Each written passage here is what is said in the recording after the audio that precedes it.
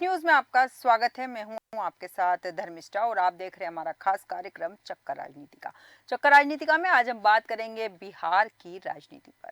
बिहार में अगले साल यानी कि 2025 में विधानसभा चुनाव होंगे, जिसके लिए सभी पार्टियां अपने अपने लेवल पर तैयारियों में जुट भी चुकी है और इनका पूरा फोकस अपने संगठन को मजबूत बनाने और गठबंधन में ज्यादा सीटें हासिल करने पर है।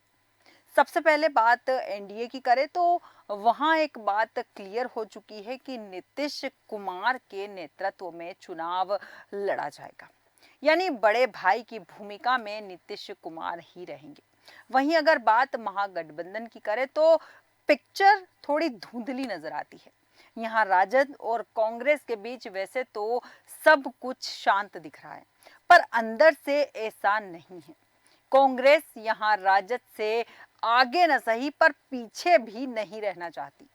इसी के चलते उसने अपनी बिसात बिछानी शुरू कर दी है, जिसमें पावरफुल मोहरा बन सकते हैं पप्पू यादव और कन्हैया कुमार।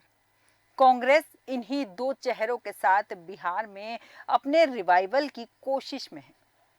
2024 में लालू ने पप्पू और कन्हैया को रोका। लोकसभा चुनाव में केवल तेजस्वी और लालू प्रसाद यादव की जीत के कारण कांग्रेस पप्पू यादव की पार्टी जाप का विलय कराने के बाद भी उन्हें पूर्णिया से टिकट नहीं दे पाई। यही नहीं, पप्पू को रोकने के लिए लालू प्रसाद ने आनन फानन में जदयू से राजद में शामिल हुई बीमा भारती को पूर्णिया से अपना सिंबल दे दिया। वहीं कन्हैया कुमार बेगूसराय से चुनाव लड़ना चाहते थे। 2019 के चुनाव में 2,70,000 वोट के साथ वे यहां दूसरे नंबर पर रहे थे, लेकिन इस बार लालू ने उन्हें बिहार आने से रोक दिया। लालू की जीत के आगे कांग्रेस को झुकना पड़ा और उनकी जो बात थी वो माननी पड़ी। हालांकि कांग्रेस ने कन्हैया को दिल्ली में बिहार के नेता मनोज तिवारी के खिलाफ उतारा और चुनाव के बाद पप्पू यादव के समर्थन को भी कांग्रेस ने स्वीकारा। अब समझिए कि पप्पू और कन्हैया कैसे बिगाड़ सकते हैं खेल। पप्पू यादव की छवि एक कद्दावर यादव नेता की है और उनकी ताकत का अंदाजा इसी बात से लगाया जा सकता है कि लालू के तमाम विरोध और तेजस्वी की मजबूत फील्डिंग के बावजूद वे पूर्णिया से न केवल लोकसभा चुनाव लड़े बल्कि अच्छे मार्जिन से जीते भी। वे यही नहीं रुके, रुपोली विधानसभा उपचुनाव में भी पहले कांग्रेस को अपना कैंडिडेट उतारने की बात करते रहे, फिर दिल्ली गए और कांग्रेस लीडर से मिले। उसके बाद लौटे तो लालू की पसंदीदा कैंडिडेट बीमा भारती को समर्थन देने की बात कही, लेकिन पूरे मन से ऐसा नहीं किया। न ही फील्ड में उतरे, खामोशी से खेल गए। नतीजा, यहाँ भी बीमा भारती को हार का सामना करना पड़ा और निर्दलीय शंकर सिंह बाजी मार गए। कभी लालू के उत्तराधिकारी माने जाते थे पप्पू यादव और राजद में रहते हुए पप्पू यादव को लालू प्रसाद का उत्तराधिकारी कहा जाने लगा था। वे छठी बार लोकसभा का चुनाव जीते। फिलहाल बिहार में यादवों का सिरमौर लालू प्रसाद को ही कहा जाता है।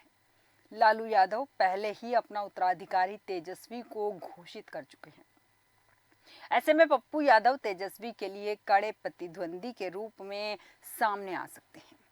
इतना ही नहीं, पप्पू यादव की पूरी पॉलिटिक्स कोसी सीमांचल इलाके के इर्द गिर्द की रही है। वे पूर्णिया, सुपौल, सहरसा जैसे इलाकों से चुनाव जीतते रहे हैं।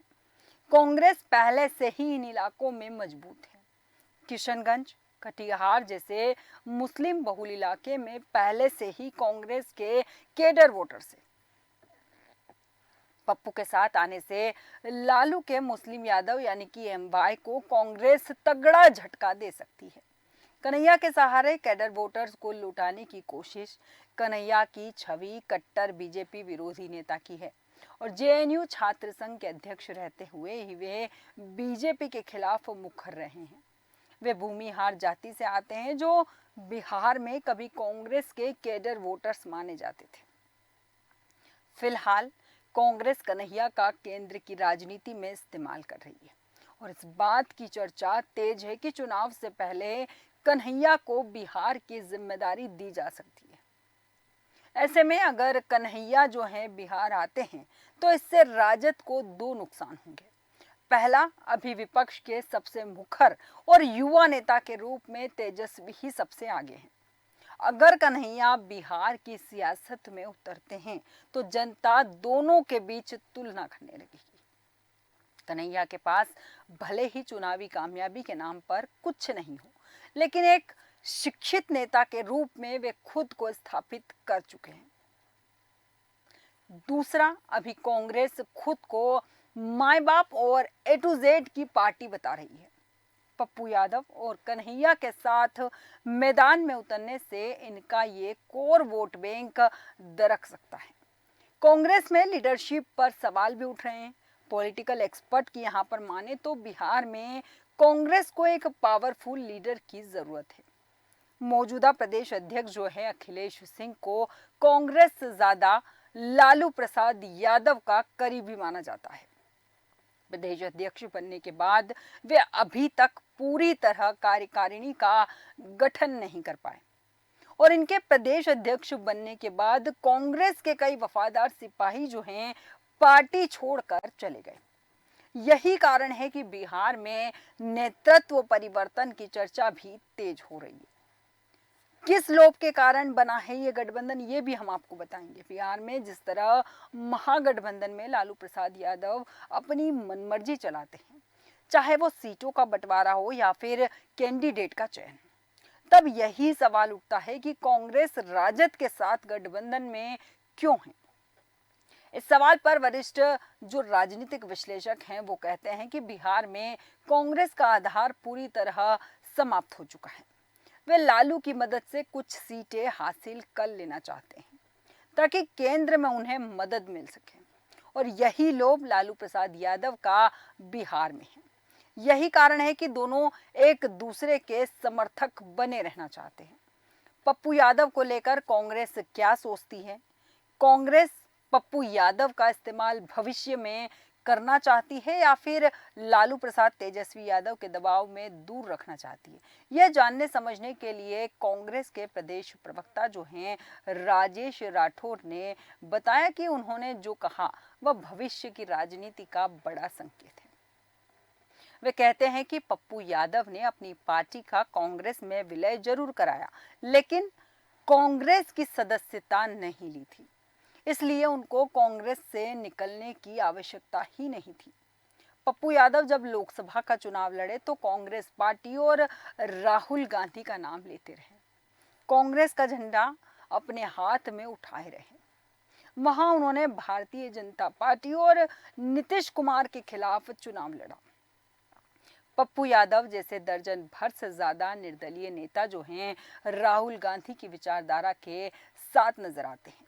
तेजस्वी के नेतृत्व के आगे मोदी भी नहीं टिके, ये कहना है राजद का। आरजेडी के प्रदेश प्रवक्ता जो हैं वो कहते हैं कि राष्ट्रीय जनता दल इंडी गठबंधन को मजबूती से आगे बढ़ाने में विश्वास करती है। कांग्रेस, आरजेडी, वामदल सभी एक दूसरे के साथ परस्पर सहयोग और समर्थन व विचारों का आदान प्रदान करके बिहार में इंडी गठबंधन को मजबूत करने के लिए काम कर रहे हैं।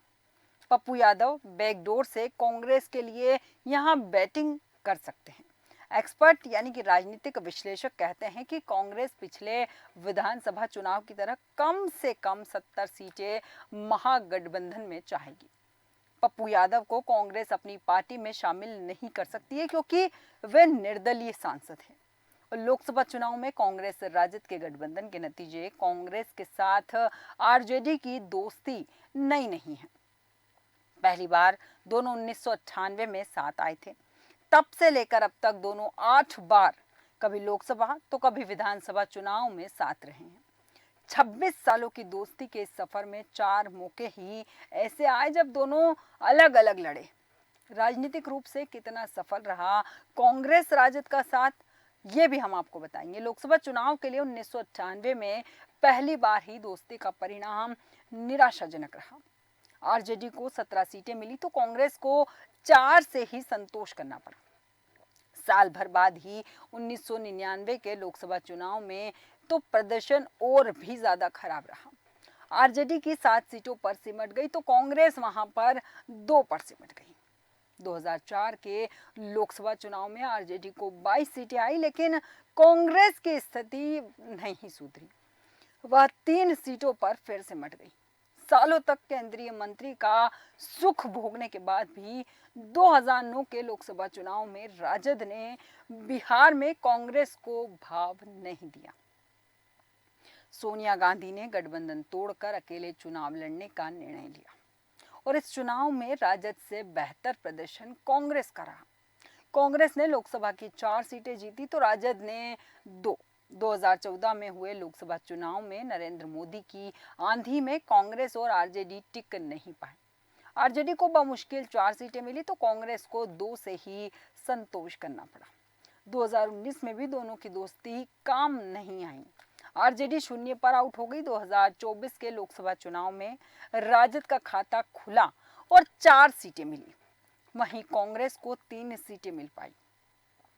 24 साल से विधानसभा में 50 का आंकड़ा भी नहीं छू पाई है राजद। वर्ष 2000 के विधानसभा चुनाव में कांग्रेस ने अकेले चुनाव लड़ा, तब कांग्रेस के खाते में 23 सीटें आई तो राजद के 124 विधायक जीते और राजद बहुमत के आंकड़े से दूर हो गया। लिहाजा नीतीश कुमार 7 दिनों के लिए मुख्यमंत्री बने, लेकिन नीतीश कुमार को हटाने के लिए कांग्रेस राजद के साथ वापस आ गई और राबड़ी देवी बिहार की मुख्यमंत्री बन गई।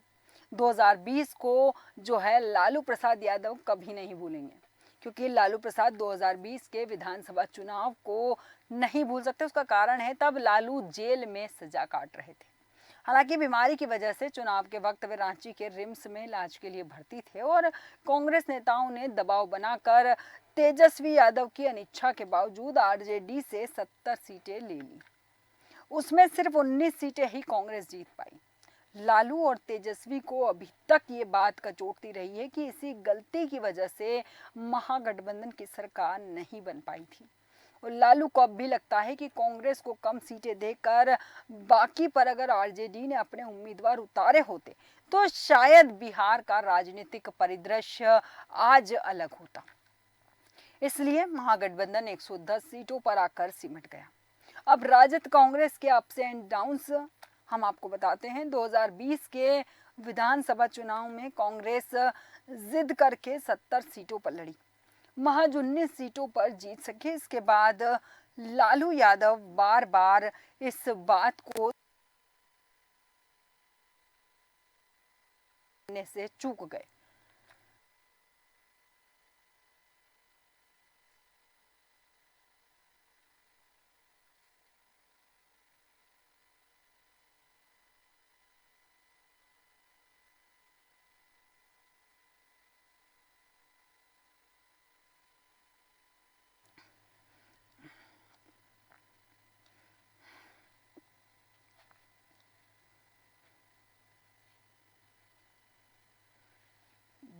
2021 में हुए विधानसभा उपचुनाव में आरजेडी ने कैंडिडेट सिलेक्शन की प्रक्रिया से कांग्रेस को पूरी तरह दूर रखा, उनसे बात तक नहीं की। कुशेश्वर स्थान और तारापुर उपचुनाव में राजद ने अपना उम्मीदवार दिया।